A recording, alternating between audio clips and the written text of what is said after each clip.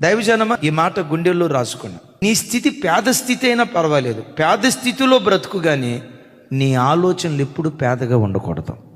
దావీదు గొర్రెలు కాసుకుంటూ గొర్రెలు మేపుకుంటున్న దినాల్లో ఒక పాట పాడతాడు. ఏమంటాడో తెలుసా?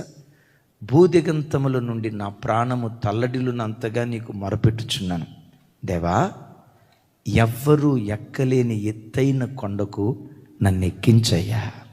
న్యాయాధిపతి సంసోను ఎక్కలేకపోయాడు, యుద్ధ వీరుడైన యెహోషువ ఎక్కలేకపోయాడు, ఇశ్రాయేలీయులకు మొట్టమొదటి రాజు సౌలు రాజు ఆ కొండను స్వాధీనపరుచుకోలేకపోయాడు.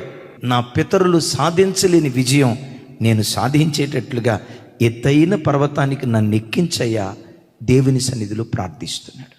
నేనంట, ఇంత ఉన్నతమైన ఆలోచన రావాలంటే హృదయంలో ఎంత గట్స్ ఉండాలి.